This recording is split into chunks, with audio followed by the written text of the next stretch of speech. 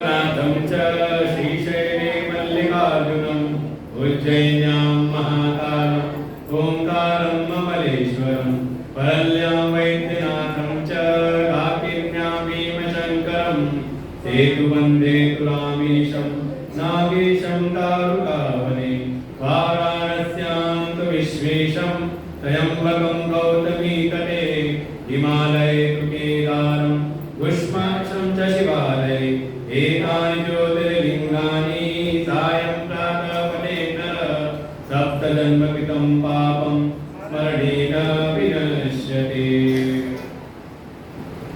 पहले ज्योतिर्लिंग कथा सुनाई सोमनाथ की, जो भगवान शिव प्रकट हुए चंद्रदेव की प्रार्थना से, उनके रोग का क्षय भी किया और सारे लोक पर कल्याण करने के लिए स्वयं भगवान उनके नाम से ही वहां स्थित हुए। अगला क्रम आता है श्रीशैले मल्लिकार्जुनम। इनकी कथा तो पहले भी आई थी, जब भगवान शिव के दोनों पुत्रों के विवाह की चर्चा चली थी। दोनों ने कहा पहले मैं विवाह करूंगा, पहले मेरा विवाह करा दूं। और जब ये दोनों पहुंचे भगवान शिव और शिवा के पास, तो उन्होंने एक नियम बनाया कि जाओ पहले जो पूरी पृथ्वी की परिक्रमा करके पहले आएगा उसका विवाह हम पहले कर देंगे। कार्तिकेय जी तो तुरंत चल पड़े परिक्रमा करने के लिए। इधर गणेश जी ने थोड़ा अपनी बुद्धि लगाई, क्योंकि शरीर के बल से तो परिक्रमा हो ही नहीं है। उनको लगा एक कोस भी अगर आगे गया तो फिर तो कई दिन आराम करने पड़ेंगे। तब उन्होंने युक्ति निकाली, सिंहासन पर आसन लगा करके अपने माता पिता शिव और शिवा को विराजमान किया और श्रद्धा पूर्वक उनका पूजन करके 7 प्रदक्षिणाएं उनकी की। 7 बार प्रणाम करते हैं, 7 परिक्रमाएं की और फिर उनसे कहा कि मेरा विवाह करा दीजिए। और जो शास्त्रीय युक्तियां थी, ये शिव और शिवा मान जाते हैं कि बात तो तुम ठीक कह रहे हो। और गणेश का तो विवाह कर दिया, सिद्धि और बुद्धि के साथ 2 पुत्र भी हो गए। इधर परिक्रमा पूरी होते होते कार्तिकेय से भेंट हो गई देवर्षि नारद की। और नारद ने जो जो बातें कही, ये जो है कार्तिकेय जी बड़े मौन भाव से आए कैलाश पर और जा करके जब अपने माता पिता के सामने निवेदन किया कि मैं तो परिक्रमा करके आ गया हूँ, अब आप मेरा विवाह कर दीजिए। जान सब गए थे, नारद ने सब बात बता दी थी, लेकिन मन का भाव था कि मैं अपने माता पिता के मुख से ये बात सुनूं। और शिव और शिवा ने जब सारी बातें बताई, तब ये बड़े रोष में आकर के क्रोधित होकर के इन्होंने आजीवन ब्रह्मचर्य का पालन करने के लिए ऐसा प्रण किया कि आजीवन विवाह ही नहीं करूंगा। नाम हुआ इनका कुमार स्वामी। और ये कैलाश को त्याग करके चले गए दक्षिण की ओर और वहीं पर जा करके रहने लगे। इधर कैलाश पर जो शिव हैं, माँ पार्वती हैं, इनको थोड़ा पुत्र वियोग का थोड़ा दुख हुआ। मन का भाव आया कि चलते हैं पुत्र के पास में, उसको मना करके लौटा लाएंगे।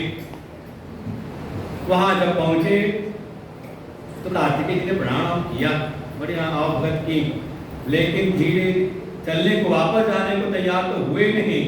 तब माँ पार्वती और भगवान शिव ने ऐसा विचार किया, क्यों ना हम अपने एक अंश से यहीं पर रहें अपने बड़े पुत्र के साथ में, और बाकी हम तो वहां रहते ही कैलाश पर गणेश के साथ रहेंगे, तो दोनों जगह ही हमें दोनों पुत्रों का सानिध्य मिलता रहेगा। लेकिन जब ये सूचना मिली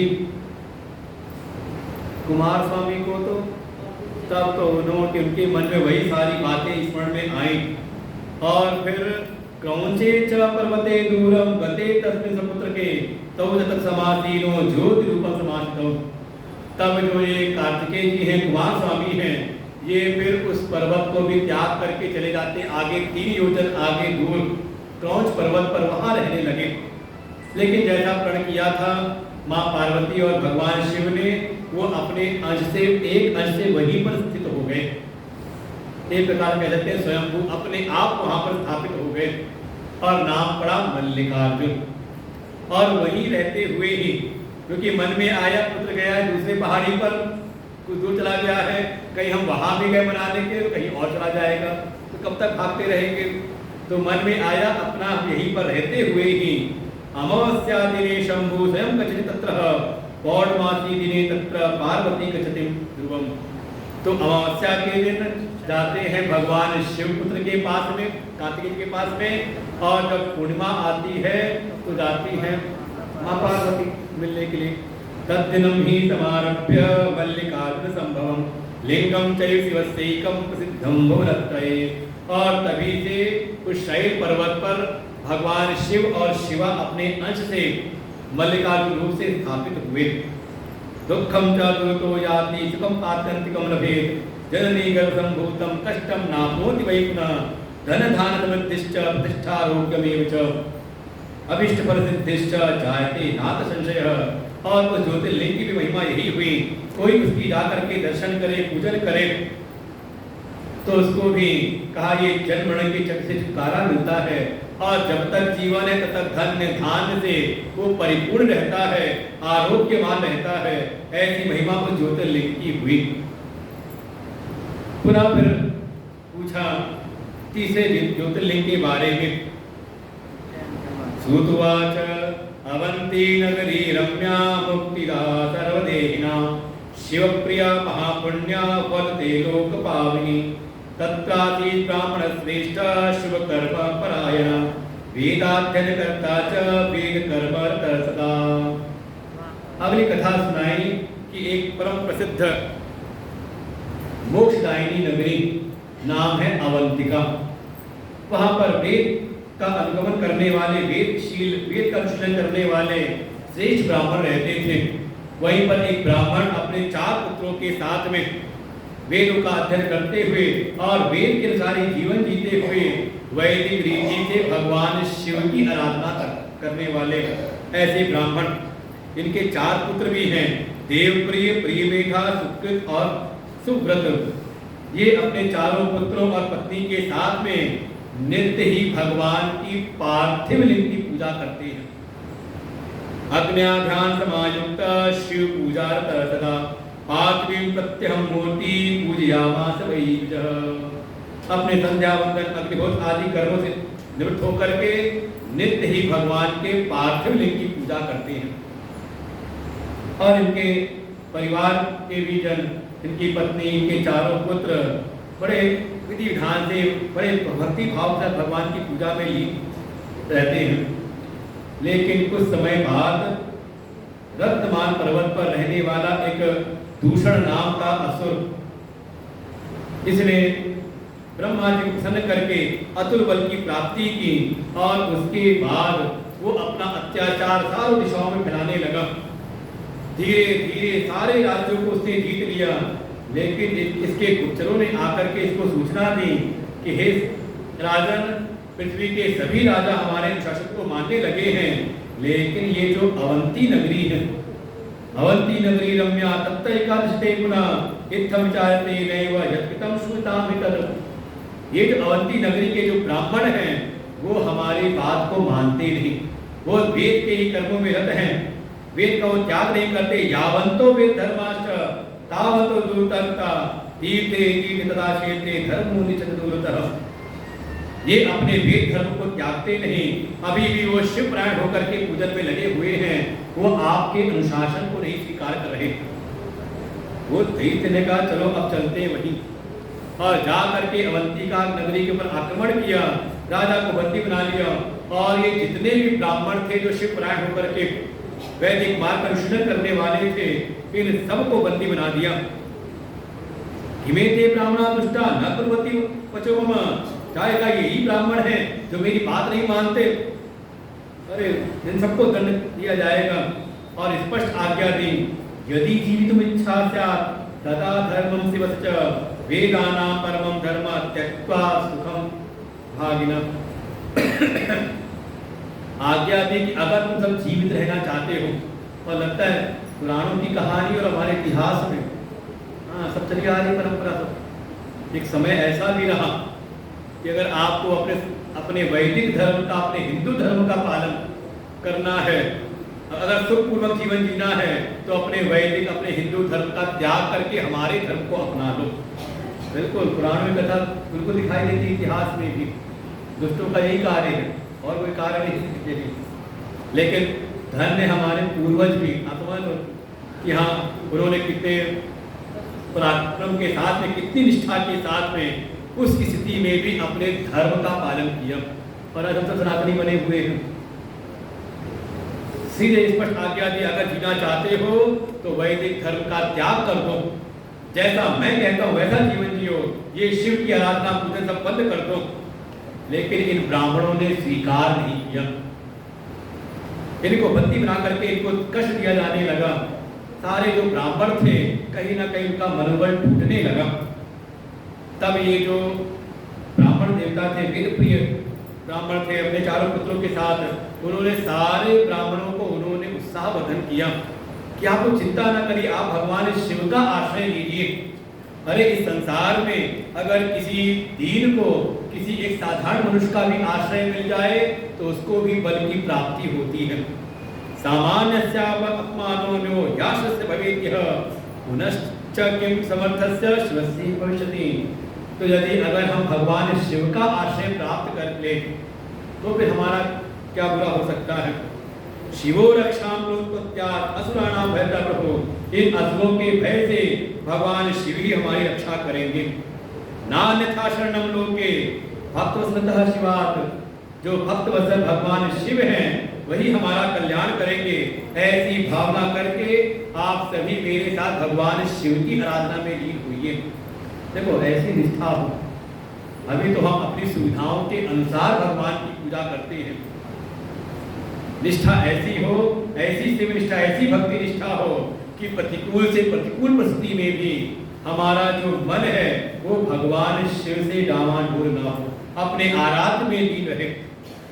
और ऐसा कह के वहीं पर सारे ब्राह्मणों को लेकर के वहीं पर भगवान शिव की पार्थिव मूर्ति बनाई और ये ब्राह्मण देवता सभी के साथ मिलकर के भगवान शिव के पार्थिव लिंग की पूजा करने लगे।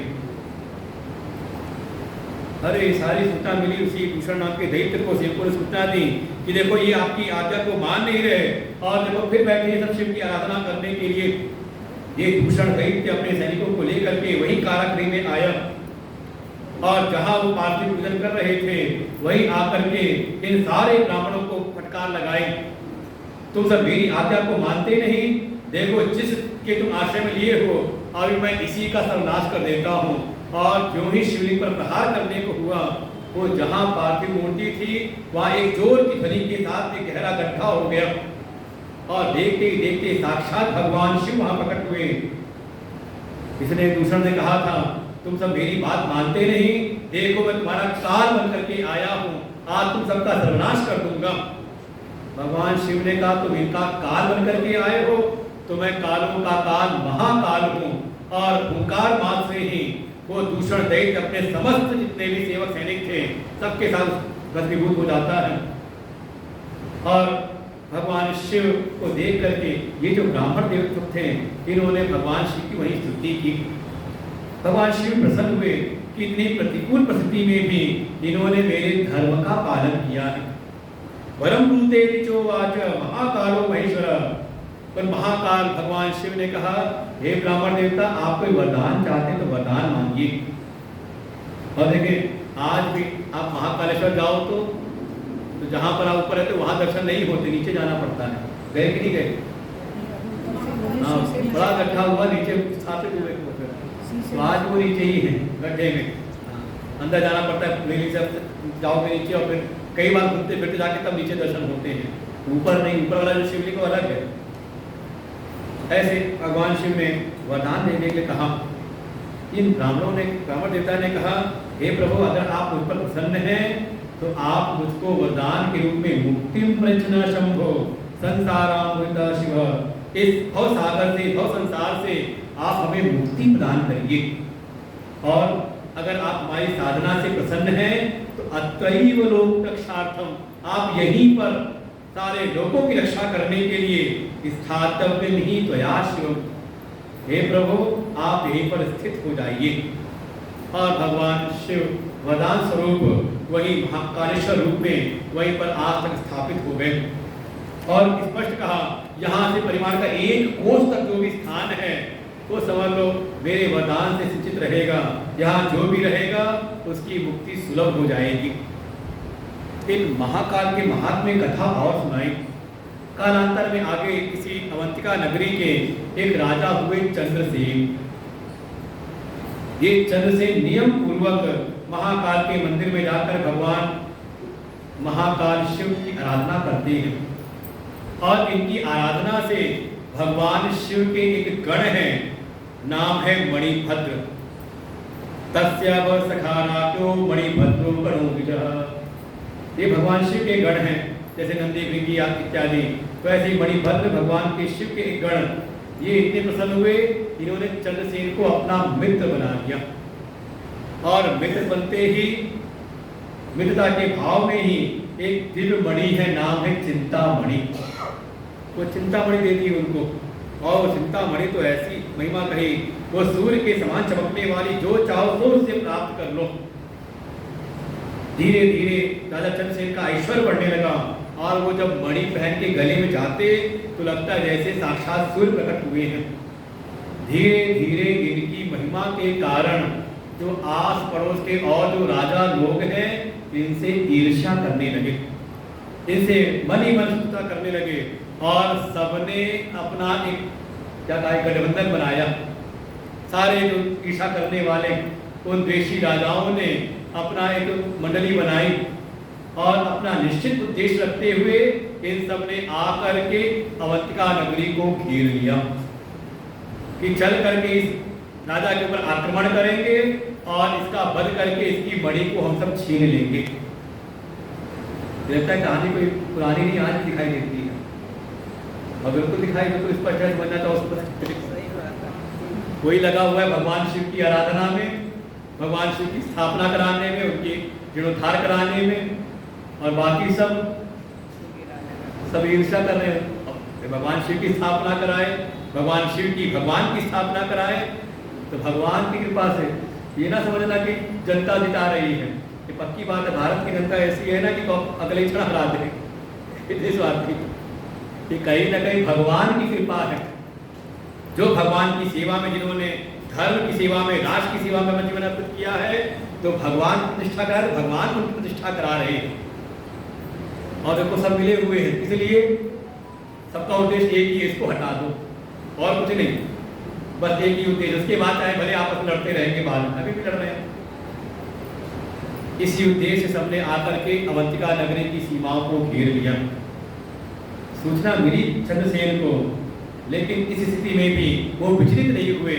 वो बैठ करके एक दिन भगवान शिव के उस महाकाल के मंदिर में बैठ करके भगवान शिव का महाअभिषेक करने लगे। संजोग वही की एक ग्वालिन है, वो अपने बालक के साथ आई, देखा बड़ा उत्सव चल रहा है, महाअभिषेक हो रहा है, वो भी आई मंदिर में बैठ करके सबके साथ में। उसने वो महाअभिषेक का दर्शन किया। उसका छोटा सा जो बालक है उसने भी भगवान को सारी विधि विधान से की गई पूजा को देखा और बालक के भीतर ऐसे संस्कार पड़े कि थोड़ी देर में उसकी माँ तो उसको लेके चली गई अपने शिविर के में, और माँ तो गई शिविर के अंदर अपना घर का काम करने लगी, भोजन पकाने लगी। लेकिन ये छोटा बालक शिविर के बाहर ही आ करके उसने कोई शिला ली, बढ़िया सुंदर सी शिला, जैसे बच्चे खूब करते हैं। अगर कोई पत्थर हम लोग को बचपन में मिल जाता, कहीं बालू पे मोरल कोई गोल पत्थर मिल जाए तो कहते थे भोले बाबा मिल गए। तो उस बालक को एक सुंदर सी शिला मिली, गोल सी बढ़िया सी, उसने उसको वैसे ही वहाँ पे रखा, विधि विधान से वैसा जैसा उसे देखा था। जो उसको फल फूल पत्र पुष्प जो उसको मिले, जल आदि लेकर के जैसा जैसा उसने देखा था, मन से रहित ही बस जैसा उसने देखा था भाव के साथ में भगवान की सारी पूजा की उसने। भगवान का अभिषेक किया, पत्र पुष्प उस पर अर्पण किए, जो नैवेद्य उसको फल फूल जंगल में मिले वो सब उस पर अर्पण किए। और अवस्था केवल 55 वय संवाद 5 वर्ष की अवस्था में ही राज्ञा पितामह वो राजा के द्वारा की गई पूजा को उसने देखा और बिल्कुल वैसे सारा किया उसने। थोड़ी देर में पूजा करते करते अरे पूरे विधि विधान 16 उपचार जो सब अर्पण किया, उसके बाद बड़े भाव के साथ में भगवान शिव को बार बार प्रणाम करते करते नित्यम च विविधम कृपा प्रणाम पुनः पुनः कुछ नाच भी किया भगवान के सामने, ये सब भी अर्पण किया जाता है। गायन नृत्य अपना जो उसको समझ में आया वैसे उसने बाल भाव में अपना करता रहा, और भगवान शिव में उसका मन एकदम आसक्त हो गया। उसको भूख प्यास की भी चिंता नहीं। थोड़ी देर में माँ को याद आया बच्चा कहाँ गया, आवाज़ लगाने लगी, बेटा आ जाओ भोजन कर लो, लेकिन ध्यान जाता नहीं, चित्त भगवान शिव की उस आराधना में लगा है, माँ की आवाज़ पर ध्यान गया नहीं। तब माँ निकल करके आई घूमती हुई, बुलाने लगी, चल बेटा भोजन कर ले, बहुत देर हो गई। और वो तो बिल्कुल भगवान शिव के सामने तल्लीन होकर के बैठा है। माँ को लगा ये कुछ यही काम कर रहा है, इसलिए उठ नहीं रहा। वो माँ ने उठा के वो शिवलिंग पत्थर का जो था उठा के फेंक दिया गया उधर, और पकड़ लिया उसके बालक के हाथ को लेके चले लगे, चल करके भोजन कर। ये माता को करती लेकिन बालक बड़ा व्याकुल हुआ, अरे मेरे भगवान को ये क्या कर दिया सब का सब। वो बालक गया नहीं। तब माँ ने गुस्से में झड़क करके वहीं छोड़ दिया, और बालक जैसे वहाँ गिरा और जैसे मूर्छित सा हो गया। इधर इसकी माँ भी गई, घर का काम करते करते चली गई, जा करके आराम करने लगी, उसको भी नींद आ गई। लेकिन थोड़ी देर बाद जब वो बालक उठा, उसने देखा क्या कि सामने जो शिवलिंग की वो पूजा कर रहा था, जिसको मार उखाड़ के फेंक किया था, वहाँ पर सुंदर एक शिवलिंग है, और जो जो उसने पूजा अर्पित की थी भगवान को, वो सब उस पर अर्पण किए हुए हैं। सुंदर सा वहाँ मंदिर प्रकट हो गया है। अरे बड़े कौतूहल बालक उठा, उसका मन हुआ कि भैया को बुला के, माँ को बुला के ना उसको भी दिखाऊं। और जब शिविर की ओर गया तो देखा वहाँ शिविर नहीं, बल्कि वहाँ भी सुंदर सा महल बना हुआ था। सुंदर से पलंग के ऊपर उसकी माँ को बड़ी सुसज्जित लेटी हुई थी। माँ को उठाया, माँ ने सब ऐश्वर्य देखा, वो पूरा मंदिर देखा। माँ के मन में आया ये सारी बातें राजा को बतानी चाहिए। बेटे को लेकर के राजा चंद्रसेन के पास गई और राजा को सारी बातें बताई। राजा भी आए और उस बालक की उस पूजा को देख के बड़े प्रसन्न हुए कि देखो छोटा सा बालक है, जरा से उसको संस्कार मिले थे, और देखो उसकी पूजा, और देखो बाल भाव से पूजा की। तो देखो वास्तव में अभी क्या है ना कि अभी हम दुनियादारी को साथ रख करके पूजा करते हैं। भीतर अगर बाल भाव आ जाए, बाल भाव बालक का एक भाव होता है, उसके भीतर होती है सरलता और विश्वास। हमारे भीतर एक दो चीजों की कभी पूजा तो खूब करते हैं, लेकिन भीतर सरलता नहीं और विश्वास उतना नहीं। जैसे छोटे से बालक को आप उछालो तो डरता है वो, का माँ बाप पे इतना उसका उछालने वाले पे इतना उसका विश्वास है कि जितना उछालो उतना खिलखिला के हंसता है। और भीतर सरलता कैसी कि अभी सुबह लड़ाई हो और अगले क्षण बैठ के वो खेलने लगे उन्हीं के साथ में, बल्कि बड़ी लड़ाई कर लेते हैं जिंदगी भर की। अब बच्चे अपना खेलते रहते हैं। एक तो सरल भाव और दूसरा दृढ़ विश्वास। वो राजा चंद्रसेन भी बड़े प्रसन्न हुए कि देखो बाल भाव से की गई पूजा को भगवान शिव ने स्वीकार किया, सुंदर मंदिर यहाँ प्रकट हो गया। और उसके बाद वहाँ तो उत्सव होने लगा। अगले दिन सुबह सुबह ये सारी जो खबर हुई, ये खबर फैलते फैलते जो सीमा पर राजा लोग खड़े थे लड़ने के लिए, उनको भी सूचना मिली। अरे उनको जब सूचना मिली तो उनको तो लगा जहाँ का छोटा सा बालक भी अगर पूजा करता है तो भगवान शिव की ऐसी कृपा होती है। ये चंद्रसेन तो भगवान शिव के परम आराधक हैं, इनसे दुश्मनी करना ठीक है नहीं। स राजा चंद्रसेन महाशंकर सेवक, जान गए कि भगवान शिव के ये महान सेवक हैं। नूनमस्य विरोधेन शिवा क्रोधम करिष्यति, इसलिए इनसे विरोध करना उचित नहीं है, नहीं तो फिर हम शिव के द्वारा ही दंडित किए जाएंगे। सब गए क्षमा मांगते हुए चंद्रसेन के पास, उससे मिलते हैं, उनसे सारी बात बता तो दी, क्षमा मांगी। राजा चंद्रसेन ने भी सबको ही बैठा करके महाकाल के मंदिर में एक दिव्य पूजा आयोजित कराई।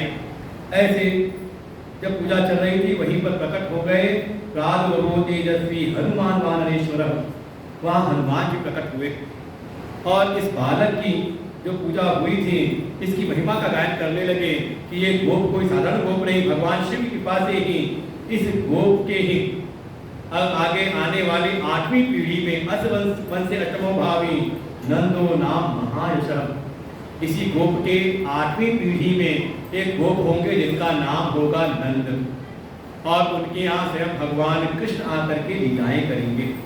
और इस गोप का भी नाम होगा श्रीकर। ऐसे ऐसे वरदान देकर के हनुमान के अंदर ध्यान होते हैं। ऐसी महिमा बताई महाकालेश्वर भगवान की। अपने भक्तों पर कृपा करने की रक्षा करने के लिए और उस दूषण दैत्य का संहार करने के लिए भगवान महाकाल उनसे प्रकट हुए। सूतवाच श्रीशौचु सूत सूत महाभाग साविताय कथा महाकालाकलिंगस्य निज भक्त सुरक्षिणा ज्योतिर्लिंगं चतुर्थं च कृपया वद वित्तम ओंकारे परमेशस्य सर्वपातकहारिणा। शौनक आदि ऋषियों ने पुनः प्रार्थना की कि आपने सुंदर कथा सुनाई महाकाल भगवान की महिमा की। आप जरा अगले जो ज्योतिर्लिंग हैं ओंकारेश्वर महादेव, आप उनकी कथा सुनाइए कि कस्मिन समय छात्र नारदो भगवान मुनि और सूत जी कहते हे शौनक आदि ऋषियों, ये जो ओंकारेश्वर ज्योतिर्लिंग है इसकी महिमा तो ऐसी कि एक समय देवर्षि नारद सारे जगत में भ्रमण करते करते आ गए विंध्य पर्वत पर। और उस समय जो विंध्य पर्वत है वो कुछ अपने अभिमान में चूर था। उसको लगा जैसा मेरी जो व्यवस्थाएं हैं, जैसी मेरी आकृति है, जैसी मेरी ऊंचाई है, इस जगत में कोई और मेरे जैसा है नहीं। वो कुछ अपने मद में अभिमान में चूर थे। देखा देवर्षि नारद आए हैं, स्वागत किया उनका, लेकिन देवर्षि नारद उनको देख करके थोड़ी लंबी लंबी से आराम से हाँ ठीक है, बहुत ज़्यादा जैसे आप कहीं किसी को कुछ दिखाना चाहो और सामने वाला उसको ज़्यादा महत्व ना दे, हाँ हाँ ठीक है, ऐसे ही कुछ प्रतिक्रिया दी देवर्षि नारद ने। बहुत ज़्यादा उनकी महिमा पर बहुत व्याख्यान कुछ किया नहीं, बस लंबी सी सांस ली, कहा हाँ ठीक है, अच्छा है। ये विंध्य पर्वत को लगा मई सर्वविदते च न न्यूनम ही कदाचन, ये देवर्षि ने किम न्यूनम च, क्या न्यूनता देवता देख ली कि ये केवल एक लंबी सी श्वास लेकर के बड़े शांत भाव से हो गए। इन्होंने पूछ लिया कि हे देवर्षि, क्या आपको मेरे यहाँ कोई कमी दिखाई दी जो आप इस प्रकार की प्रतिक्रिया कर रहे हैं? देवर्षि नारद ने कहा हाँ विदते त्वयि सर्वम ही, तुम में सारी व्यवस्थाएं हैं तो, लेकिन तुमसे भी ज्यादा उत्कृष्टता को प्राप्त है मेरु पर्वत, मेरु उच्चतर पुनः, उसमें कुछ तुमसे ज्यादा अच्छाइयां हैं। तुम्हारी महिमा तो है लेकिन तुम पर कोई देवताओं का वास नहीं है, और मेरु पर्वत पर निरंतर ही देवता लोग वहां निवास करते हैं, वहां भोग की प्राप्ति करते हैं, इसलिए मेरु पर्वत की महिमा तुमसे कुछ ज्यादा है। अब इतनी बात सुनी वो अभिमान को तुरंत ठंडा पड़ा, क्या करूं कैसे महिमा को प्राप्त करूं। और ये जो विंध्य पर्वत है ये चले गए, यहीं पर एक ओंकारेश्वर शिवलिंग है, उसके पास जा करके शंभु आराध्य में हम जगाम तत्सुपीत्या ओंकारो यत् वै स्वयं चकाच तत्र शिव मूर्ति पार्थिव, वही ओंकारेश्वर जो शिवलिंग उसके पास ही एक पार्थिव शिवलिंग बना करके उसकी निरंतर पूजा उपासना में रत हो गए और निरंतर भक्ति भाव से पूजा करते हैं। भगवान शिव इनकी पूजा से प्रसन्न हुए। क्या वरदान चाहिए? ये विंध्य ने कहा चाहता तो यही था कि मेरे जैसा कोई ना हो, मुझ में सारे ऐश्वर्य उत्पन्न हो जाएं, कि देवता भी मेरी ओर ललायित हो जाएं, लेकिन पूजन करते करते भगवान की दृष्टि मात्र से ही इसका हृदय थोड़ा शुद्ध हुआ। भगवान शिव से इसने कहा हे प्रभु, बस ऐसा करिए कि मुझको सद्बुद्धि प्राप्त हो जाए, जिससे कि मुझे भी अतुल्य यहाँ पर सम्मान प्राप्त हो। सद्बुद्धि की मुझको प्रदान करिए, और जैसे आप यहाँ प्रकट हुए हैं आप यहीं पर स्थित हो जाइए, बस ज़्यादा मैं आपसे चाहता नहीं। क्योंकि एक बात कही थी ना कि तुम्हारे यहाँ कोई देवता नहीं रहते, तो इनको लगा कि अगर महादेव आ जाएंगे तो सारे देवता तो अपने आप ही आएंगे। तब ऐसी प्रार्थना सुन करके भगवान शिव जहाँ वो ओंकार नाम से स्थित थे, उसी शिवलिंग के दो भाग हुए। ओंकार चैव जललिंगम एकम तच्च विभागतम, प्रणवे चैव ओंकारानाम आसीत् सदाशिव, पार्थिवे चैव यत् जातम तत् आसीत् परमेश्वर। तो वहाँ जो एक शिवलिंग था और दूसरा उन्होंने पार्थिव बनाया था, तो जैसे वही एक शिवलिंग दो भाग में भक्त हुआ, और एक तो ओंकारेश्वर नाम से स्थित रहा, और दूसरा ये जो पार्थिव बना रहे थे, पूजा करते थे, उसमें भगवान स्वयं स्थापित हुए और उसका नाम पड़ा परमेश्वर। आज के समय वहाँ पे दो हैं, एक है ओंकारेश्वर और दूसरे हैं नदी के दूसरे तट पर, नाम है अमलेश्वर। अमलेश्वर है, ममलेश्वर, ममलेश्वर बोलते हैं। तो अगर संधि कहें तो दोनों भाव आ जाता है। तो ऐसे ही तो जब दोनों के हम दर्शन करते हैं, एक के दर्शन करके आए तो आधे दर्शन है, पहले ओंकारेश्वर के दर्शन करें और फिर चाहे पुल से पार जाएं, चाहे स्टीमर से पार जा करके, और जब उस पार जाके आप दूसरे के भी दर्शन करते पूजन करते हैं, तब ये दोनों के दर्शन एक माने जाते हैं। इसे ये हो गए ज्योतिर्लिंग ओंकारेश्वर। सौराष्ट्रे सोमनाथं च श्रीशैले मल्लिकार्जुनम् उज्जैन्यां महाकालम् ओंकारं अमलेश्वरम् वरल्यां वैद्यनाथं च डाकिन्यां भीमशङ्करम् सेतुबन्धे तुलामीशं नागेशं दारुकावने। अगला क्रम सुनाया केदारेश्वर का, हिमालय केदारम।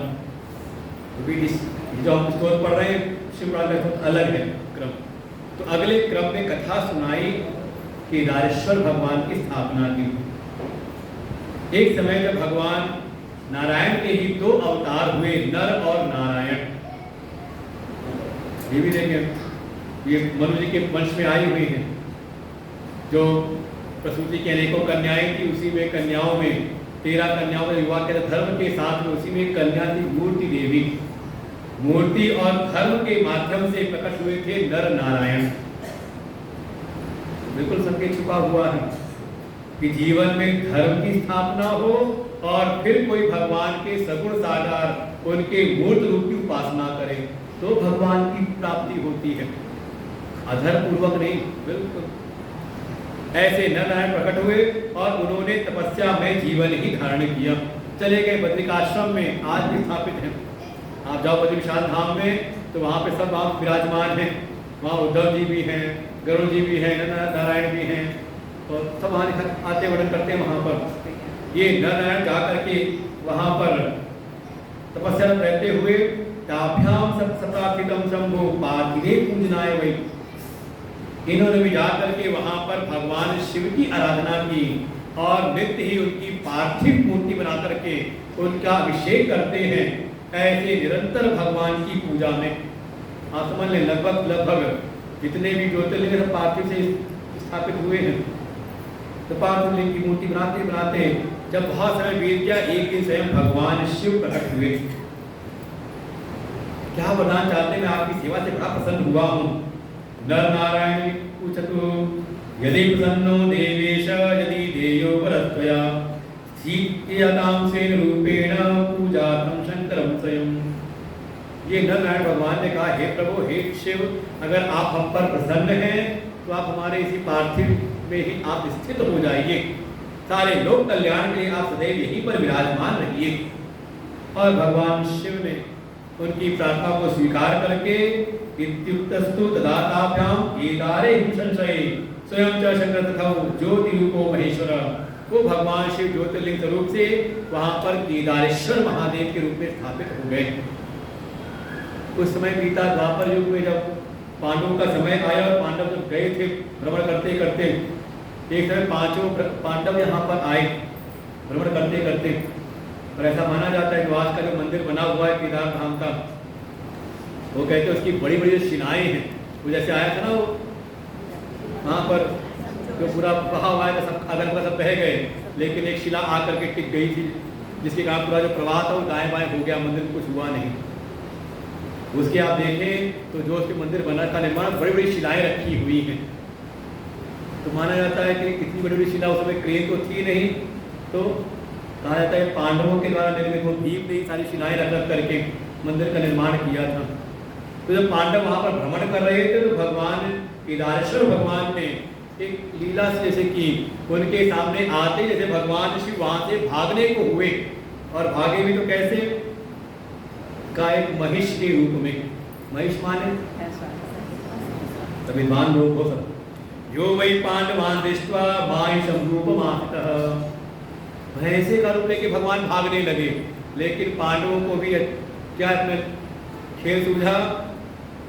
पांडवों में जो बलशाली भीम हैं, इन्होंने जा करके वो भैंसे की पूंछ पकड़ ली, और जैसी पूंछ पकड़ी तो भगवान शिव भी परम पहुंच गई। वो अपना सिर पृथ्वी के अंदर फंसा दिया उन्होंने, बस केवल पीठ उनकी ऊपर बची रह गई।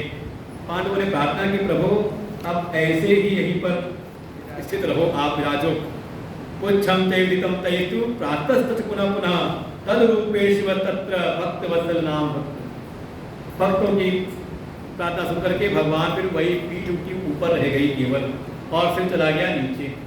इसलिए आज भी जाओ केदारेश्वर धाम में तो वैसी पीठ जैसा है, वो शिला जैसी पूरी, वहाँ ऐसा शिवलिंग गोसा शिवलिंग नहीं बना हुआ है, बिल्कुल पहाड़ जैसा है, कोई पहाड़ की, तो भगवान की पीठ है वहाँ पर। तो कहा सिर कहाँ गया? तो नैपाले शिरो भागो तद्रूपतः तथैव पूजया नित्यम आज्ञां चैव तथा। जो भगवान का शिरस जो स्थान था, ये सिर जो था, ये भगवान नीचे करते हुए सीधे जाके प्रकट हुए। यहाँ लिखा है नेपाल, आज की भाषा में नेपाल। वहाँ जाके काठमांडू में भगवान का सिर प्रकट हुआ। बोले पशुपतिनाथ भगवान की, और वही पंचमुखी रूप में भगवान का शिव वहाँ पर स्थापित है।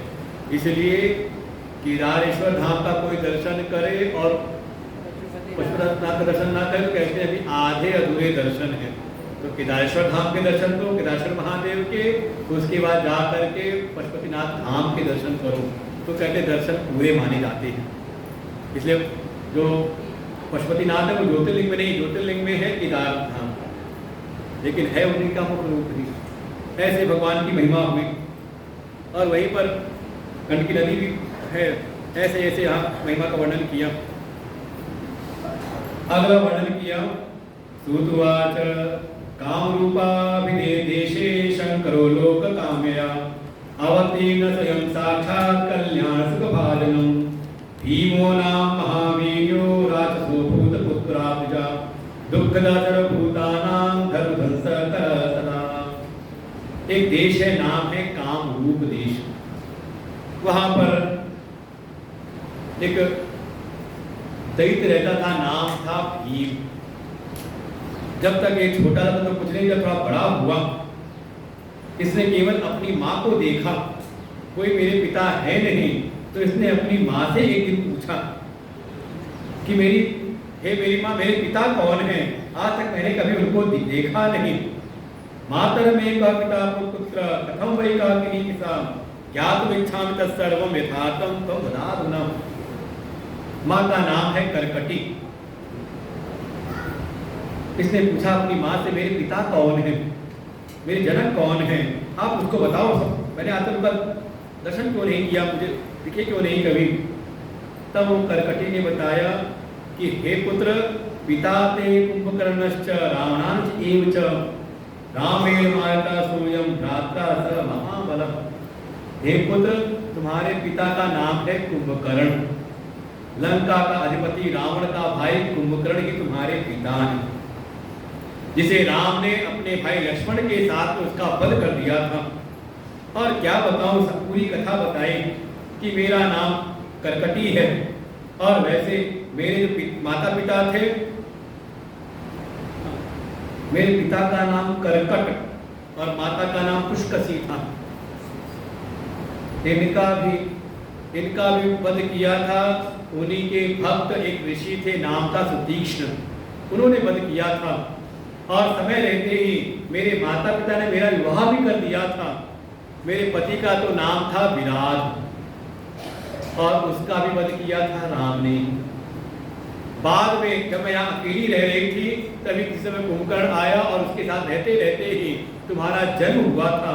फिर तो चले गए अपने भाई के साथ लंका की ओर, और बाद में राम और लक्ष्मण ने मिलकर के उनका भी वध कर दिया। पिता में करकटो नाम माता में पुष्कसीमता भक्ता मम विरोधो ही रामेण हिता पुरा। जब ये सारी बात सुनी कि वो राम ने और राम के ही भक्त ने मेरे नाना का वध किया, राम ने मेरे पिता और जो मेरी माँ के पहले पति थे उनका ही वध किया। अब तो उसने प्रण किया कि अब यहाँ बस मेरा उसको प्रतिशोध देना है राम से, और राम के जो भी भक्त हैं उसके लिए क्या करके पहले तपस्या की। और तपस्या में जब ब्रह्मा प्रकट हुए, क्या बताना चाहिए, अतुलम च बलम मेद्य तेहि मे त्वं कमलासनम, हे ब्रह्मदेव मुझको अतुल बल दीजिए जिससे मुझको कोई जीत ना सके। अब ब्रह्मा जी का तथास्तु। और इसके बाद तो ये जो भीम है, पश्चिमातर बलम मेद्य करोमि बलिम हर देवानां सटमुख्यानां हरे वै सहायिनः। और इसने तो चारों ओर अपना आक्रमण करना शुरू किया। और सबसे पहले जो काम रूप नाम का जो देश है, इसके राजा हैं सुदक्षिण। इसने आक्रमण किया और राजा सुदक्षिण को बंदी बना लिया। लेकिन ये जो राजा सुदक्षिण हैं, ये भगवान शिव के परम भक्त हैं। जिज्ञेवर प्रभावेन महावीरम शिवाश्रयम्, शिव के आश्रित हैं, शिव की भक्ति में इनका समय बीतता है। और नित्य ही मानसम स्नान कर्मादि कृत्वा शंकर पूजनम पार्थिवेन विधानेन चकार रिपुसत्तमम् तद्ध्यानं चात्वै कृत्वा च विधिपूर्वकम्। इस जो सुदक्षिण नाम के राजा हैं, भगवान शिव के परम भक्त, निरंतर नित्य ही उनकी पूजा करते हैं, बिना पूजा किए जल भी ग्रहण नहीं करते। और पूजा भी पार्थिवेन विधानेन चकार रिपुसत्तमः, ये राजा पार्थिव मूर्ति बना के भगवान की उपासना करते हैं। और पूजा करते हुए भगवान के मंत्र का जाप करते हैं। पंचाक्षरमयी विद्याम जाप प्रमाणिताम, प्रवण से संयुक्त, ओंकार से संयुक्त करके ओम नमः शिवाय का निरंतर जप करते हैं। ये जो राजा को बंदी बना लिया, कारागृह में डाल दिया, लेकिन कारागृह में रह करके भी अब यहाँ व्यवस्थाएं तो मिलती नहीं। जैसे भी भगवान की पार्थिव मूर्ति बनाते हैं, जो भी उनको द्रव्य मिल जाए उससे पूजा करें और फिर भगवान की मानसिक पूजा करते हैं। देखो दो प्रकार की पूजा होती है। एक तो है स्थूल पूजा, जो भी आपके पास शक्ति सामर्थ्य है उसे द्रव्यों को लेकर के भगवान की हम पूजा करें। और उससे भी ज़्यादा महिमा है कि जो आपने स्थूल द्रव्यों से पूजा की है, थोड़ी देर आंखें बंद करके ध्यान की अवस्था में अपने हृदय में ही भगवान का आवाहन करके उनको मानसिक द्रव्यों से उनका पूजन करें। इसकी ज़्यादा महिमा है, इसलिए जो भी पूजा करें उसके बाद मानसिक पूजा जरूर करें। और इसकी महिमा तो ये है कि हो सकता है कि आपको जो बाहर की पूजा है किसी समय ऐसा हो कि आप ना कर सको, कहीं बाहर चले गए या कोई अवस्था रही, लेकिन जो मानसिक पूजा है ये आप कहीं भी कैसे भी कर सकते हैं और इससे भगवान ज़्यादा प्रसन्न होते हैं। लेकिन बस ये नहीं कि अब वो किसी ने सुना कि कोई सेठ जी थे, उन्होंने सुना कि मानसिक पूजा से भगवान ज़्यादा प्रसन्न होते हैं, और वो सेठ जी थे कुछ कंजूस, उनको लगा ये तो बढ़िया पूजा है। वो जैसे जैसे महात्मा जी ने बताया उसे सब सुना, ये तो बड़ी अच्छी पूजा है, बाहर की पूजा करो तो कुछ खर्चा भी लगता है और मानसिक पूजा में, मानस पूजा में तो कोई खर्चा भी नहीं और भगवान ज़्यादा प्रसन्न होते हैं। तो सेठ जी को लगा यही पूजा सबसे बढ़िया है। अरे उसके बाद तो नित्य ही भगवान का आवाहन करें, प्रभु आइए विराजिए, स्वर्ण का सिंहासन आपके लिए है, आइए स्वर्ण के सिंहासन पर विराजमान होइए। हिमालय की गंगा की जलधारा में आपको स्नान कराता हूँ, आप स्नान करिए। बढ़िया कुमकुम चंदन लगाते हैं। जब समय आया धूप भी दिखा करके नैवेद्य अर्पण करने के लिए बढ़िया सुरभि गाय के दूध से भोग लगाते हैं। थोड़ा मिष्ठान भी होना चाहिए, तो रोज नियम से 2 चम्मच शक्कर डालते हैं उसमें। एक दिन ऐसी पूजा करते इतना भाव आया कि कुछ ध्यान रहा नहीं, तो पूजा करते करते जब भोग लगाने को हुआ तो शक्कर डालते डालते शक्कर पड़ गई ज़्यादा, वो 2 की जगह पड़ गई 7-8 चम्मच शक्कर। वो सेठ जी को लगा है शक्कर तो ज़्यादा हो गई है, नुकसान हो गया आज तो। उसी भाव में जब शक्कर ज़्यादा हुई तो मन हुआ कि अभी तो गई है, भूली नहीं होगी, वो चम्मच डाल के सोचे निकाल दी उसमें शक्कर। तब तक भोले बाबा ने हाथ पकड़ लिया, क्या कर रहे हो? सेठ जी ने कहा प्रभु शक्कर ज़्यादा हो गई, वही निकाल रहा हूँ। शक्कर है कहाँ पे? बात केवल इतनी है कि भगवान शिव जो है वास्तव मन के भाव को देखते हैं। तो स्थूल पूजा करें, स्थूल पूजा के बाद थोड़ा समय बैठ के जो जो आपने उपचार भगवान को अर्पित किए हैं का थोड़ा मन के भीतर बैठ करके भगवान का आह्वान अपने हृदय में करें, उनको अर्पण करें। और न समझ में आए तो एक स्तोत्र भी है, शिव मानस पूजा, रत्नैः कल्पितम आसनम हिमजलैः स्नानं च दिव्यां परम।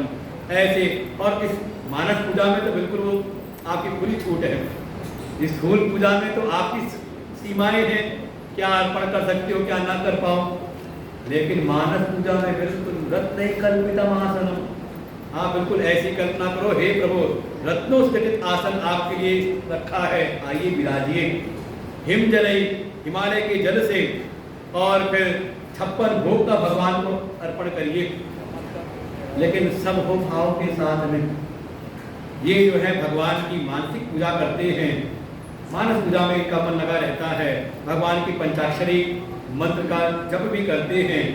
एक दिन कारागृह में एक सैनिक ने देखा कि ये कुछ लगता है कुछ पूजा वूजा कर रहे हैं, और बाहर तो ज़्यादा कुछ दिख नहीं रहा, लेकिन इनके होठ चल रहे हैं, लगता है ये कुछ व्यभिचार कर रहे हैं, कुछ तंत्र मंत्र कर रहे हैं, कुछ टोटका कर रहे हैं। जा करके राजा को सूचना दी, अरे जो राजा है ना ये कुछ आपके खिलाफ ये कोई षड्यंत्र कोई तंत्र मंत्र कर रहे हैं। हमने रोका भी लेकिन रुके नहीं। तब वो आया भीम तलवार लिए हुए, क्या कर रहे हो? यहाँ पर बंद तो सारी पूजा पाठ, लेकिन ये जो राजा सुदक्षिण है पूरे मनोभाव के साथ भगवान की पूजा में लीन है। इधर देखा सामने शिवलिंग, ये भीम जो दैत्य है उसे देखा, अच्छा तो इन पर आश्रित है, अरे इनको तो मेरे पिता के भाई ने दास की जैसे उठा लिया था, अपने क्या ले आए थे, तो ऐसी बड़ी बड़ी बातें की, तो इन पर आश्रित होकर के मुझसे बैर कर रहा है। ले मैं अभी इनको खंडित करता हूँ। और जो ही तलवार लेकर के शिवलिंग पर प्रहार करने को हुए, कोई स्पर्श भी नहीं हुई तलवार, भगवान उसी पार्थिव से प्रकट हुए। अरे दुष्ट भीम है, मेरे भक्त सदाता है, तो मैं भीमा शंकर हूँ, अभी तेरा वध करता हूँ। और भीमा शंकर को उसके समस्त सैनिकों के साथ में भगवान ने भस्मीभूत कर दिया। वर्णन तो ऐसा किया कि वहाँ ये भी पता न चल पाया कि भस्म किसकी, राख किसकी है। ऐसे भगवान ने अपने उस भक्त की रक्षा की, दक्षिण की। और आप कभी जाओ भीमाशंकर के दर्शन करो तो आप आज भी देखो तो शिवलिंग जो बना हुआ है उसके बीच में एक लकीर है, माना जाता है कि वही वो स्पर्श हुआ था, उसका वो भाव बना हुआ था अभी तक आज तक।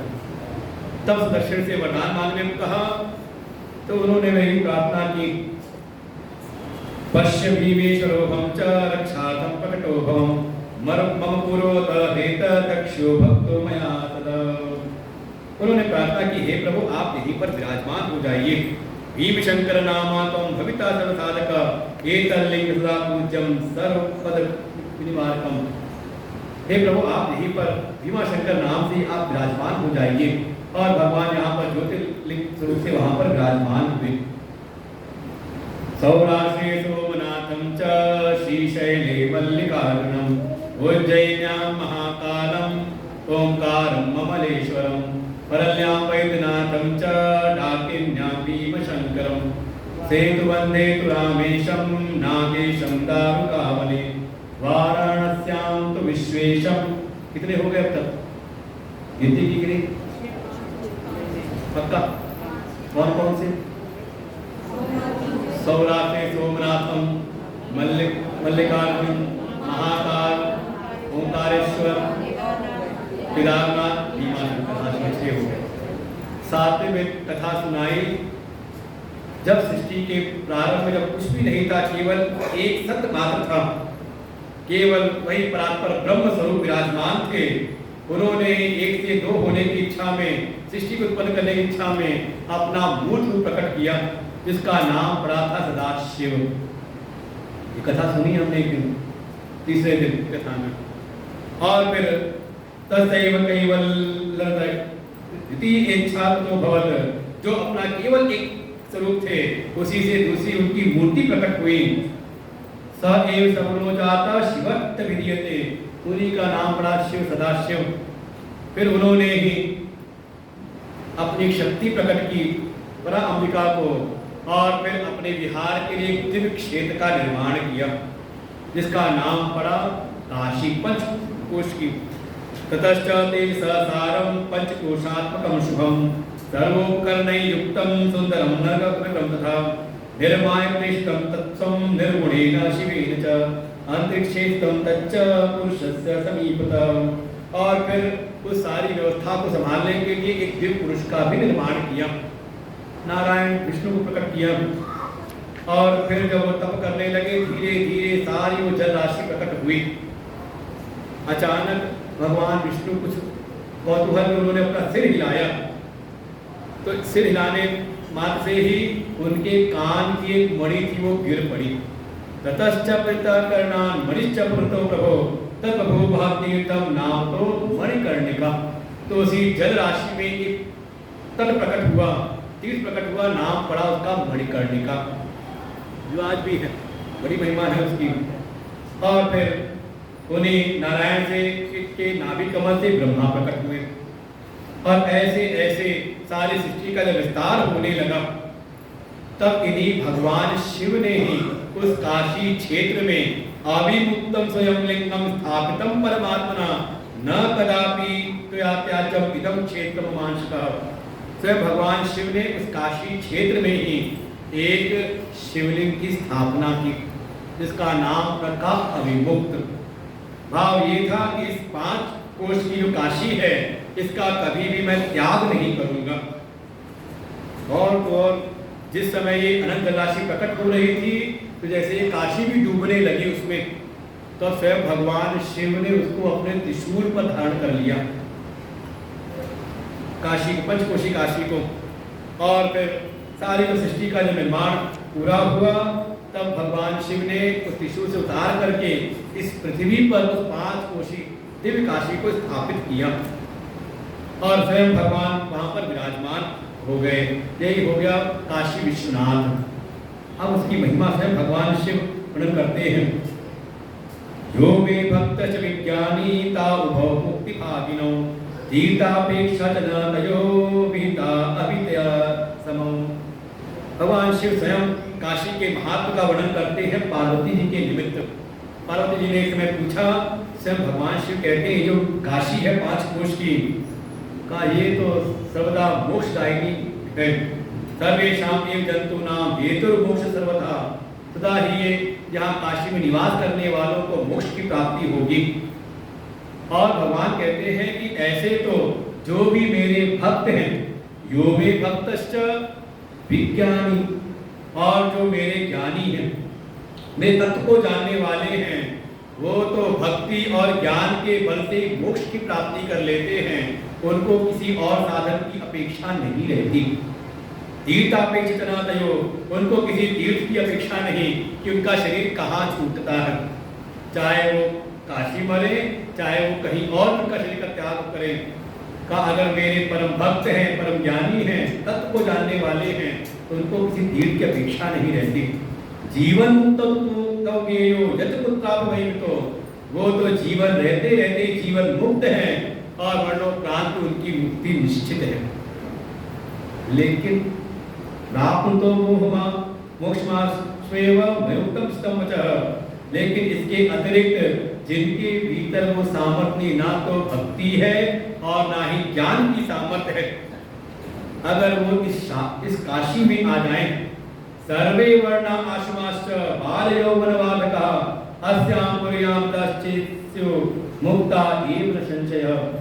लेकिन ये जो काशी नगरी है, इसकी तो ऐसी महिमा है, इसमें किसी भी वर्ण का हो, किसी भी आश्रम का हो, ब्राह्मण क्षत्रिय वैश्य शूद्र, चाहे वो ब्रह्मचारी हो, गृहस्थी हो, वानप्रस्थ हो, सन्यासी हो, किसी वर्ण का, किसी आश्रम का हो, बालक हो, युवा हो, वृद्ध हो, स्त्री हो, पुरुष हो, सबके सब यहाँ अगर शरीर का त्याग करते हैं तो काशी में देह त्याग मात्र से ही उनको मोक्ष की प्राप्ति होती है। ज्ञानापेक्षणा चात्रैव, यहाँ किसी ज्ञान की अपेक्षा नहीं, भक्ति अपेक्षा न वही पुनः, किसी भक्ति की अपेक्षा नहीं। अगर काशी में अगर वो रह रहा है तो और शरीर छूटा तो कर्मापेक्षना कैत्र दानापेक्षना चाहिए वह, चाहे उसने कोई बढ़िया कर्म किए हो ना किए हो, देव की उपासना की हो ना की हो, कोई अपेक्षा नहीं रहता। ये काशी में मरण मात्र से ही का उसकी मुक्ति हो जाती है। ये है काशी की महिमा। ऐसे ऐसे काशी की महिमा का वर्णन किया है। यथा तथा चेत मोक्षमाप्नोतिष्ठितम्, जैसे भी वो देह का त्याग करे काशी में, और ये मानता ऐसी है कि बड़े बड़े विद्वानों में भी वो पूरा जीवन कहीं उनका बीतता है, संत लोग भी आखिर समय चले जाते हैं काशी में ही, कि अगर कुछ साधना में रही कसर रह जाए तो कम से कम भगवान शिव की कृपा से वापस ना आना पड़े।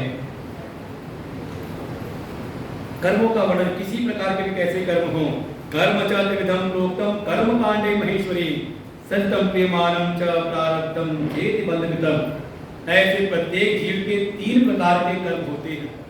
ये सब वेदांत के सिद्धांत है। 3 प्रकार के कर्म, आपके जो भी कर्म 3 कोटि में आते हैं, संचितम, प्रारब्धम और क्रियमाण। एक तो वो है जो आपके संचित कर्म है, जो जन्म जन्मांतर में हमने कर रखे हैं, तो उसके संस्कार कहीं संग्रहित हैं, कहीं संचित हैं, आप समझ स्टोरेज में पड़े हुए हैं। फिर उन्हीं कर्मों में जो परिपक्व हो गए, जो फल देने को तत्पर हो गए, वो एक प्रारब्ध का निर्माण करते हैं और हमें ये एक जीवन मिलता है। इसे मिला हमारा दूसरा प्रकार का काई प्रारब्ध कर्म। प्रत्येक जीव कुछ प्रारब्ध लेकर के आता है। पर देखिए, प्रारब्ध को ऐसे ना समझे, प्रारब्ध कभी आपको बाधित नहीं करता। प्रारब्ध आपको एक परिस्थिति देता है कि उस परिस्थिति में आप कैसे जीवन करके अपने आगे के कर्मों को अच्छा कर लें। हाँ, कोई प्रारब्ध को दोष नहीं दे सकते कि हमारा अगर आगे अच्छे करना हो रहे हो। प्रारब्ध को समझना हो तो बिल्कुल वैसे ही समझ लें कि जैसे कोई गाय हो 10 मीटर लंबी रस्सी से बंधी हुई हो। बताओ वो स्वतंत्र है कि परतंत्र? क्यों? 10 मीटर लंबी रस्सी से घेरे में तो स्वतंत्र है ना। ये जगह घास खत्म हो जाए दूसरे खा ले, वहाँ खत्म हो जाए तीसरे खा ले। लेकिन वही अगर बैठे रोटी नहीं कोई तो बंधी हुई हो तो इसमें समझदारी नहीं है। ना तो पूर्ण रूप से स्वतंत्र है और ना ही पूर्ण रूप से परतंत्र है। प्रारब्ध एक परिस्थिति देते हैं। जैसे मान लो प्रारब्ध ही तो है कि जहाँ तक भी सूचना दी गई है, सूचना जहाँ तक गई तो एक प्रारब्ध हो गया ना कि हाँ, इस सूचना के अनुसार लोग कथा में आ सकते हैं, भगवान की सेवा में लग सकते हैं। लेकिन कोई अब घर से निकल के ना आए तो एक प्रारब्ध तो है कि कोई मंदिर है, शिवालय, उसके आसपास बहुत सारे घर हैं, लेकिन ना निकल के आए तो भारत तो अच्छा था कि मनुष्य का शरीर मिला, अच्छा भारत भूमि में हमारा जन्म हुआ, यहाँ तीर्थ भी हैं। लेकिन अब तीर्थों की ओर हम जाए ना, अपना कल्याण करने पूरी ना जाए तो ईश्वर कृपा हो जाए, संत कृपा हो जाए, शास्त्र कृपा हो जाए, लेकिन प्राणी आत्म कृपा ना करे, खुद ना चले तो प्रारब्ध को दोष नहीं दे सकते ना। दूसरे प्रारब्ध, और इस प्रारब्ध को प्राप्त करके जो भी हमें जीवन मिला है, इसमें जो हम नए कर्म कर रहे हैं, आगा कर रहे हैं, इनको नाम दिया क्रियमाण कर्म। तो कहा ये जो प्रारब्ध है ये मनुष्य को भोग करके समाप्त करना पड़ता है। ये समझ ले, बिल्कुल छूटा हुआ तीर है। उच्यते च शरीरेण प्रारब्धम परिकीर्तितम। जो ये प्रारब्ध हमें प्राप्त हुआ, इसको तो भोग करके ही हमें क्षीण करना होता है। बचे हुए जो संचित और क्रियमाण हैं, ये होते हैं ज्ञान के द्वारा विनष्ट। ज्ञानांगत कर्माणम, ज्ञान के द्वारा होते हैं। भगवान शिव कहते हैं सर्वेषां कर्मणां नाशो नास्ति काशी पुरी बिना सर्वम च सर्वम तीर्थम दुर्लभा काशिकापुरी। वास्तव में ये जो काशी में वास है, ये काशी वास करने वाले के समस्त कर्मों का नाश कर देता है। और कर्मों का नाश हुआ तो साक्षात वो मोक्ष की प्राप्ति कर लेता है, क्योंकि कर्म ही बंधन लेकर के आते हैं। चाहे वो आपके पाप कर्म हो चाहे पुण्य कर्म हो, दोनों के फल को भोग करने के लिए आपको बार बार शरीर लेना पड़ता है। लेकिन जिसके समस्त कर्मों का क्षय हो जाए, कहा वो तो मुक्त ही है।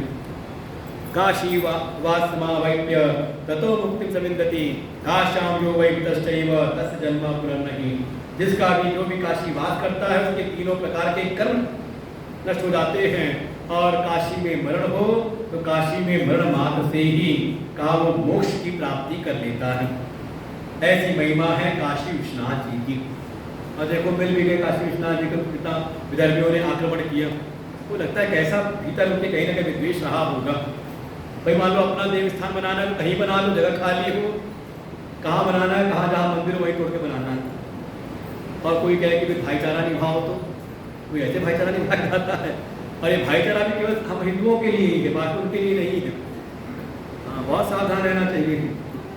कई बार ऐसी ऐसी चीज़ें भ्रम फैलाया जाता है। अगर सभी धर्म एक ही बात कहते हैं तो सारे धर्मों का अगर एक ही बात है, एक ही सिद्धांत है, तो हम तो स्वागत करते ना समाज, और हमारे में क्यों अलग बना के घूम रहे हो। ये कोई बात थोड़ी ना कि सब अपने अपना करते रहे, हम जाके उनको मानने लगे।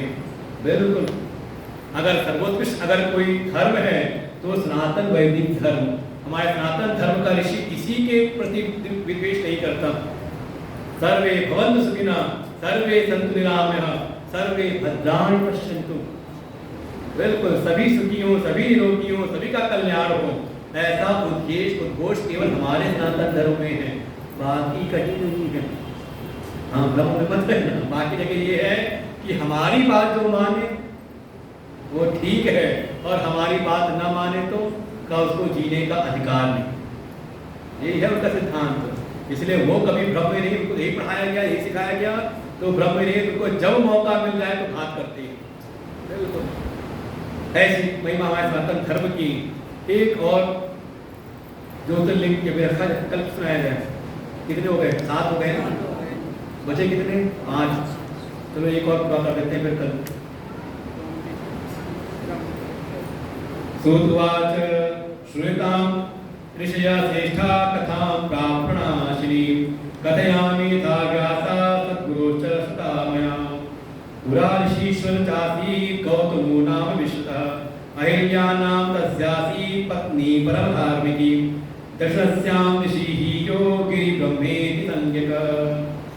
दक्षिण दिशा में एक पर्वत है, नाम है ब्रह्मगिरि पर्वत। वहां पर एक ऋषि है, नाम है गौतम ऋषि। उनकी पत्नी है अहिल्या। दोनों एक परम धार्मिक हैं, वहीं पर रह करके तपस्या करते हैं। लेकिन एक समय ऐसा दुर्भिक्ष आया, बिल्कुल अनावृष्टि, वर्षा नहीं हुई, सैकड़ों वर्ष तक वर्षा नहीं हुई।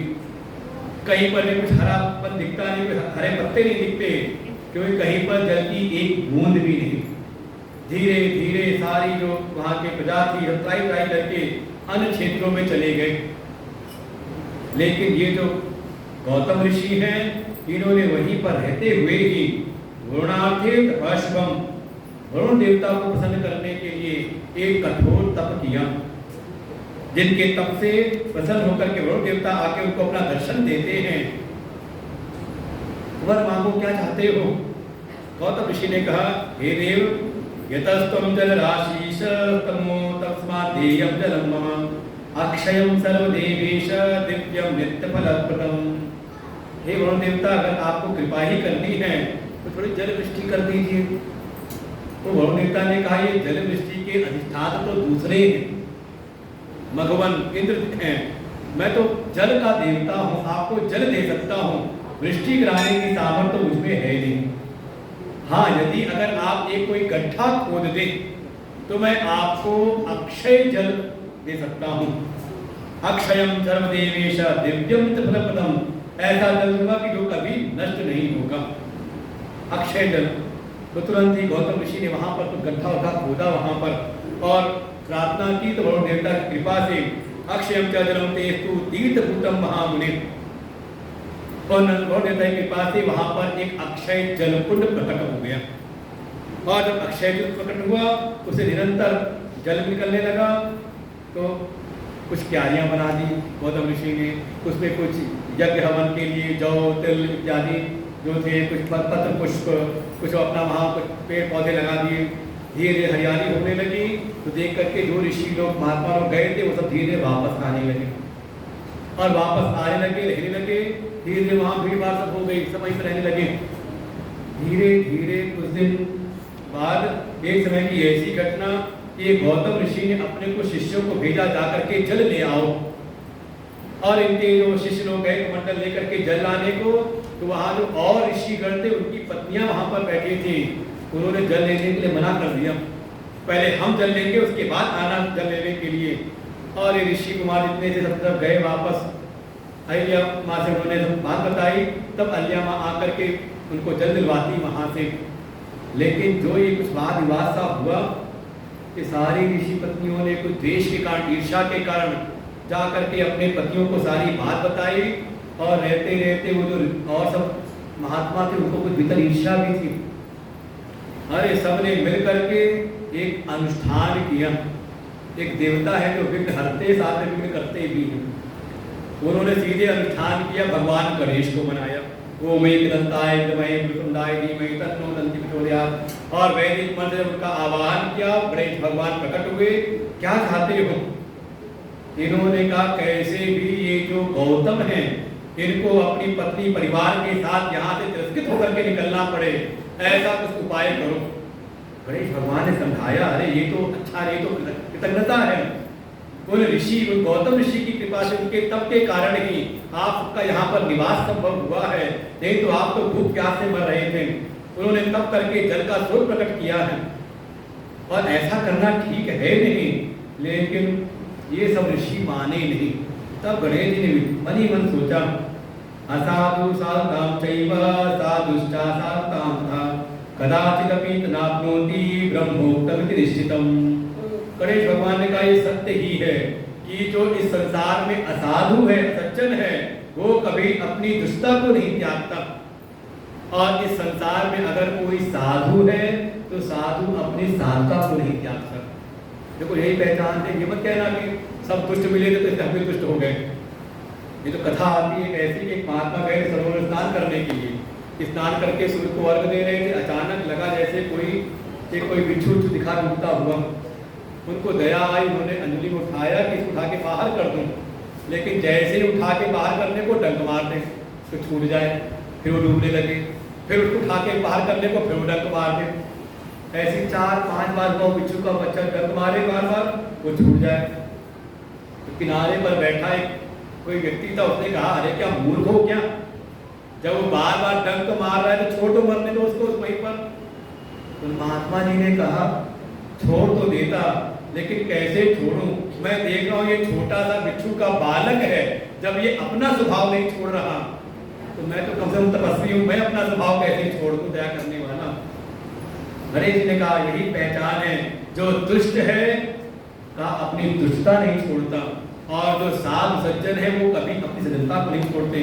ठीक है, आपने मंत्र से पूर्वक बुलाया है तो मंत्र के अधीन होते हैं देवता, ठीक है, मैं कुछ उपाय करता हूँ। और उपाय क्या, वो जो सारी क्यारियाँ लगी, जौ लगी थी वहाँ पर, तो ये गणेश जी एक दुर्बल सी गाय बन करके जाकर के वो सब जौ चरने लगे।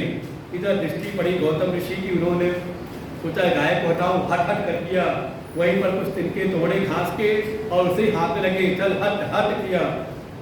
लेकिन जैसे ही वो तिनका स्पर्श हुआ, स्पर्श होते ही वो गाय तो गिरी और मर गई, और सब सधे बधे वहीं बैठे थे किनारे। निकल के सब आए सारे और महात्मा, अरे देखो ये गौ हत्यारा है, गौ हत्या कर दी, गौ हत्या कर दी, गौ हत्या का तो मुंह देखना भी पाप है, निकालो इसको यहाँ से, यहाँ नहीं रहने योग्य, यहाँ रहने योग्य है नहीं। और ऐसे तिरस्कार करके धिक्कारते हुए गौतम को उनकी पत्नी और शिष्य वहां से बहिष्कृत कर दिया। कुछ दूर जाके वहां रहने लगे गौतम ऋषि, लगभग 1 कोस की दूरी जाके रहने लगे। लेकिन सारे महात्मा वहां भी पहुंच गए, अरे तुम यहाँ हमारे आसपास रहने लायक योग्य नहीं हो, पहले जाके गौ हत्या का प्रायश्चित करो। पूछा कैसे प्रायश्चित करूं, बड़ा लंबा बताया, 3 बार पृथ्वी सर्वाम क्रम पाप प्रकाशयन, 3 बार जाके पहले पृथ्वी की परिक्रमा करो, फिर पुनर्आगत तत्चात्रैव चरमासृतम तथा, फिर 1 मास पर्यंत कठोर व्रत करो। अरे ऐसे ऐसे बड़े बड़े विधान बताए। पहले होता था गाँव में, कोई गौ हत्या हो जाए किसी ने तो उसको गाँव से बाहर निकाल देते थे, जाके भिक्षा मांगता था बहुत दिन तक, वो नियम सब कुछ थे। ऐसे ऐसे बताया, फिर कहा या तो एक काम करो, त्वं समानीय गंगा स्नानं समाचर पार्थिवानां तथा कोटिं कृत्वा देवं निषेवय। अगर ये नहीं कर सकते तो ऐसा करो, गंगा जल ला करके उससे बार बार स्नान करो और 1 करोड़ पार्थिव शिवलिंग का निर्माण करके उनका बार बार पूजन करो। अगर ऐसा करोगे तो तुम्हें गौ हत्या के पाप से मुक्ति मिलेगी। इसके बाद बड़े भाव के साथ में पार्थिवानां तथा पूजाम गृहे प्रकरण तथा ये गौतम ऋषि अपनी पत्नी अहिल्या के साथ लग करके वो बारंबार वो पार्थिव मूर्ति बनाते हैं, उसका पूजन करते हैं विधि विधान से, और करते करते लगभग जब करोड़ों पार्थिव पूजन हो गया उनका, तब एक समय स्वयं भगवान शिव प्रकट हुए।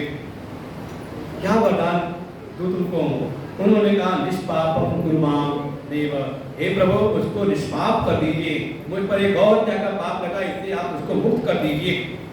भगवान शिव ने कहा गौतम तुम निष्पाप हो, तुम पवित्र आत्मा हो, ये तो तुम्हारे जो और सब देशी महात्मा इन्होंने तुम्हारा षड्यंत्र किया था, एतै दृष्टे किलम त्वं च चरितोऽस्ति खलात्मभि, इन सब ने छल किया, षड्यंत्र किया तुम्हारे प्रति, मैं इन सबको अभी दंड देता हूँ। अरे गौतम ऋषि ने पैर पकड़ लिए, प्रभु नहीं वो दंड के भागी नहीं है, इन्होंने मेरा अपकार नहीं किया, बल्कि ये उन महात्माओं का उपकार मुझ पे रहा जो उन्होंने मेरे साथ ऐसा कार्य किया जिसके फलस्वरूप मुझे आपके दर्शन प्राप्त हुए। ऋषि वेतई महेशान युगकार पितो महान, उन्होंने मुझ पर महान उपकार किया जो मुझे आज आपके दर्शन प्राप्त हो रहे हैं। हे प्रभु उन पर भी आपने कृपा करिए, उनका हृदय भी परम शुद्ध हो जाए। बस प्रभु अगर आप मुझ पर प्रसन्न हैं तो उस पर कृपा करिए, उसको गंगा प्रदान करिए, उसको गंगा दे दीजिए। यदि प्रसन्नो देवेश गंगा चादेताम मम, मुझको गंगा दीजिए। तब भगवान शिव ने जो कुछ उनके पास शेष बचा हुआ गंगा जल था अपने कमंडल में वो प्रदान किया गौतम ऋषि को, और कहा कि अक्षय गंगा रहेंगी, ये तुम्हारे नाम से ही प्रतिष्ठित होंगी, गौतमी गंगा। और वहीं पर स्वयं भगवान शिव विराजमान हो गए। नाम पड़ा त्र्यंबकेश्वर महादेव की। वही रह करके सब पर भगवान की कृपा निरंतर आकर करते आ रहे हैं। आगे की जो कथा है हम लोग कल सुनेंगे। अभी आया ना अक्षय जल स्रोत, ऐसे ही हमारे जो परशुराम भगवान हैं इनका प्राकट्य दिवस कब मनाते हैं? अक्षय तृतीया। अक्षय तृतीया ऐसी तिथि है कि इस दिन अगर आप कोई भी पुण्य कर्म करो तो कहते हैं उसका जो पुण्य है वो अक्षय हो जाता, कभी नष्ट नहीं होता। वैसे हमारे परशुराम भगवान अक्षय तृतीया के प्रकट हुए, उनका प्राकटोत्सव मनाया जाएगा, जयंती उनकी मनाई जाएगी। और साथ ही कम से कम ऐसा एक भाव हो कि जब इतना सुंदर मंदिर हमारा, इतनी अच्छी व्यवस्था चल रही है, तो मन में नहीं आता कि अभी तो हम सब हैं, तो व्यवस्था चल रही है, अच्छी चल रही है, हम लोगों को जोड़ के व्यवस्था करा रहे हैं, लेकिन आगे आने वाला समय पता नहीं कैसा हो, कुछ पता नहीं। विधर्मियों की सरकार आ जाए तो अभी तो कह रहे हैं कि राम मंदिर करवा देंगे, दोबारा करवा देंगे, क्या पता मंदिर बिल्कुल दान आना ही बंद हो जाए, लोगों की प्रवृत्ति वैसी हो जाए तो कम से कम मन का एक भाव हो कि हम अपना जीवन रहते रहते ही अपने सुंदर मंदिर को आगे तक निरंतर ऐसी इसकी सेवाएं चलती है, बल्कि सेवाएं और बढ़ें। तो इसके लिए एक आवश्यकता होती है अक्षय निधि, अक्षय कोष की। ऐसा कोष हमारे मंदिर का हो, इतना हो जाए उसमें कि उसके ब्याज से यहाँ पर निरंतर सेवाएं चलती रहें। यहाँ सत्संग, ब्राह्मणों की सेवा, संतों की सेवा, अन्न क्षेत्र और देवताओं की जो भी सेवाएं हैं, पूजा अर्चन की सेवाएं, ये निरंतर चलती रहे। तो कम से कम एक प्रण लें कि इस बार कुछ ऐसा हम करें कि एक अक्षय कोष का यहाँ निर्माण हो, है कि पूरा, जिसकी जो सामर्थ्य खुद भी करें और अपने इष्ट मित्रों को भी जोड़ें, जिससे कि बढ़िया अक्षय कोष हमारे रहते रहते तैयार हो जाए, जिससे कि ये मंदिर युगों युगांतर ऐसी व्यवस्था चलती रहे। इसकी व्यवस्था कभी धन के अभाव में कोई व्यवस्था इसकी न टूटे, ये हम सबका ही है। और बिल्कुल मंदिर बनाना तो है ही है कर्तव्य, लेकिन मंदिर की व्यवस्था भी रहे, ये भी हमारा ही दायित्व है। और जैसा कि सभी की बात से चर्चा चलती रहती है, एक भाव ऐसा है कि जो इसका 100 फीट ऊंचा शिखर है, भाई मंदिर है तो पताका होनी चाहिए ना उस पर निरंतर। लेकिन जब ऊपर चढ़ो ना, हम तो अपने घर की छत पे 30 फीट ऊपर जाते हैं, झाँकते हैं, तो एक बार तो दिल धक से करता है कि पीछे आ जाओ, कहीं गिर ना जाए। सोचो जब 100 फीट चढ़ता होगा बार बार पताका चढ़ाने के लिए, क्या स्थिति होती है उसकी।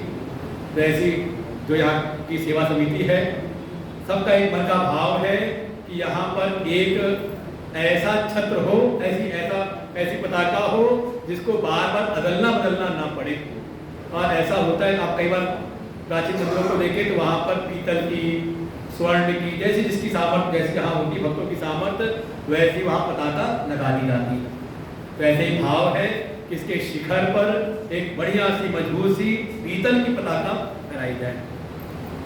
तो हम सब अपने मन से संकल्प लें, अपना कुछ अंश, अपना कुछ योगदान उस निमित्त भी यहाँ की जो समिति है उसको प्रदान करें, जिससे कि भगवान के इस कार्य को और भी निरंतर इस मंदिर की प्रतिष्ठा, देखिए मंदिर की प्रतिष्ठा आपके पूरे मेढ़ भर में है, क्योंकि ऐसा दिव्य परशुराम भगवान का मंदिर हर जगह है भी नहीं, और कहीं एक आध जगह है भी तो ऐसी दिव्य व्यवस्थाएं नहीं है, कई जगह तो उपेक्षित पड़े हुए हैं।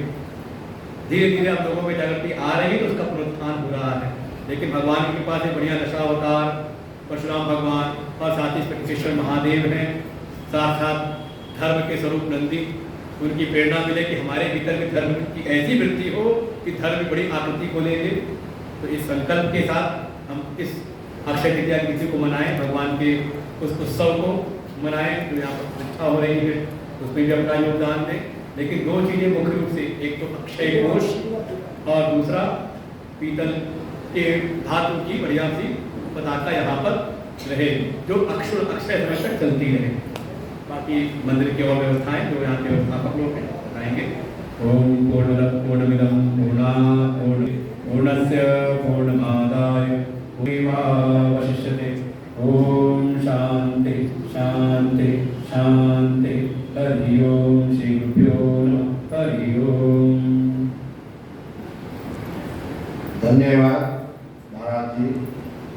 आज से 12 वर्ष हो चुके जब मंदिर की प्राण प्रतिष्ठा हुई थी।